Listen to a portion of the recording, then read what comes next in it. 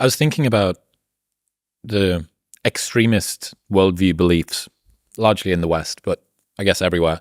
And I was wondering whether we have finally moved beyond peak woke. And a study came up recently that was kind of interesting. Researchers from Change Research polled over 1,000 registered US voters from 18 to 34. A majority of both women and men consider far-rightism and far-leftism to be red flags in a potential partner.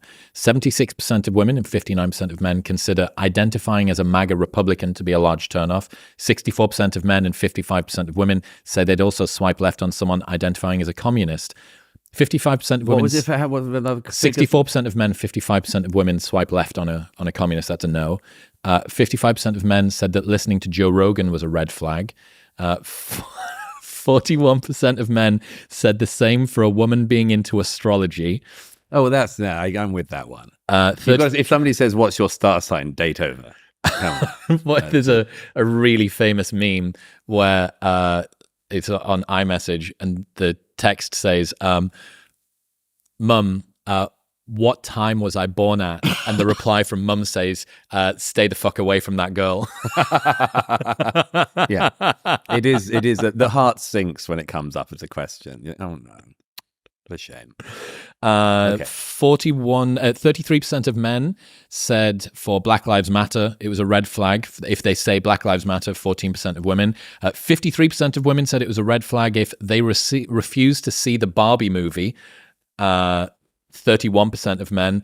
58% of women red flag if they say there are only two genders. 34% of men. 54% of women for they identify as a conservative. 33% of men for they identify as a liberal. So next time you're vibing with someone, maybe save the podcast recommendations and daily horoscopes for the second date. Wow. 55% of women say that listening to Joe Rogan was a red flag. I wonder if the species has any future. Because they can't listen to Joe Rogan. Well, no, or anything else. Like all these people are wiping out very significant numbers of potential future partners. Mm-hmm. How weird. And Joe turning up in that. 55%. So that's amazing. I thought, what happened to all the good old people who used to say, I don't really have an opinion on that?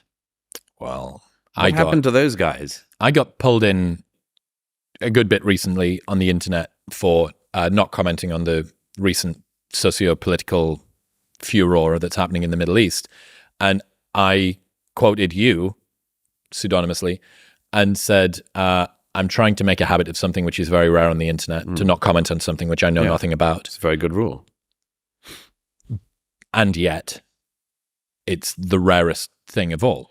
Why shouldn't I? People care about my insights into health and fitness, or my learnings about social psychology. Why shouldn't my fiscal advice be important? Why shouldn't my views on immigration or... It's much to be avoided that. And I mean, in the end, you make much less of a dick of yourself if you don't start talking about everything. I mean, somebody recently sent me an article, a relatively well-known person sent me an article recently they wanted to publish about the Middle East. And near the opening said, I don't really know much about the Middle East, but this is blah, blah, blah. And I was just like, in that case, don't speak and say, but here's my thing. If you don't know, just agree not to do it. That's one reason why there's a lot of television these days in the UK where you can be invited on to debate with a total ignoramus who's only there for balance, for Ofcom related balance.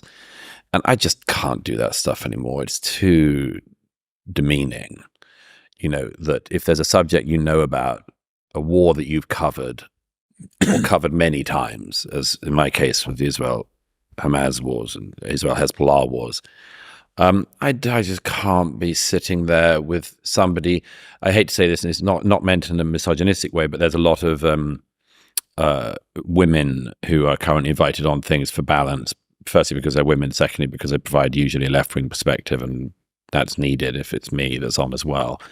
And it's so depressing to give your informed opinion about something you've seen and reported on firsthand, and then they go to the other person and they go, well, I think it's It's like, oh, why aren't I just at home? Why, I could be doing anything else. And I've got to listen to somebody who doesn't know what they're talking about whisk up an opinion live on air. Oh, it's so depressing. But masses of people are like that. And it's just, yeah. If you don't know about it, don't talk about it. It's a very good rule of thumb. Or try it out in private with friends and mates and like try to learn something. Read a book. Are we morally obliged to have a take on everything? No. No. And most people's opinion doesn't matter. I mean, it just doesn't. And I also think that the people who spend their time online, broadly speaking, trying to broadcast out their opinions on things should be told more often. Doesn't matter. It doesn't matter what you think. I mean, one of my rules on any war is you should never, as a writer, try to give advice to a government. This is what the Israelis must do. This is what the Ukrainians must do. They need to listen to you. I mean, first of all, you don't live in the country.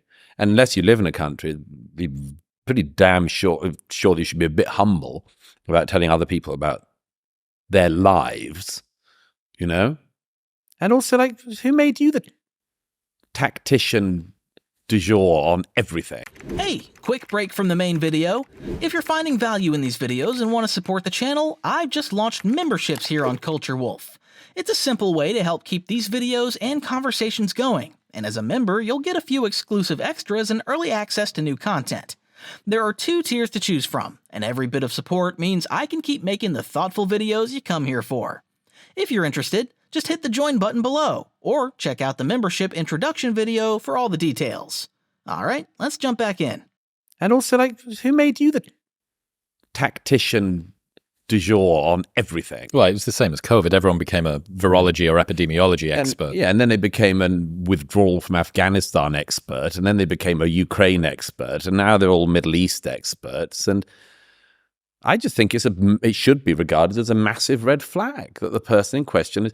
Normally what's happened is they've downloaded the set of opinions they believe that their tribe should have. Correct. And that's why the morons marching in London and other cities, with the exception of the Muslims who are just whipped up all the time by the fact that the Jews do anything. I mean, Muslims don't care about other Muslims. Arabs don't care about other Arabs. Nobody cares about the Palestinians. Nobody cares about them. Can't tell you how little they care about them. Jordanians loathe them. The Egyptians loathe them. The Lebanese loathe them. They've done nothing for the Palestinians for 70 years. And yet, whenever the Israelis do anything, the Muslims across the West come out on the streets because they hate the Jews. And, hundreds of thousands of people have been killed in Yemen. Not a peep on the streets of Britain and other places, certainly not big protests. Bashar al-Assad has killed more Muslims in the last 10 years than everybody on every side killed in every war involving Israel since 1948, including the War of Independence. Nobody cares. The Muslims don't come out on the streets. They don't care. The only thing they care about is their hatred of the Jews. And it motivates them like nothing else because it hits at the core of their self-esteem. They can't bear it. And so that one is like very interesting to me. But there are these fellow travelers who go along with them who have downloaded, as I say, a sort of pathetic American interpretation of colonization, decolonization, racial justice, reproductive rights, and try to map everything on. And my friend's got a theory called Gwynda's theory of bespoke bullshit. Many don't have an opinion until they're asked for it, at which point they cobble together a viewpoint from whim and half-remembered hearsay before deciding that this 2-minute-old makeshift opinion will be their new hill to die on. It's very good. My friend Freddie Gray at The Spectator tends to run very popular pieces each time a new big thing emerges, which is the bluffer's guide to whatever. Oh, and it's great. And okay. it usually involves, in foreign policy, usually involves saying things like, well, they better get this done before the brutal Afghan winter kicks in. You go, who made you an expert on, like, meteorology in Afghanistan? Like, what?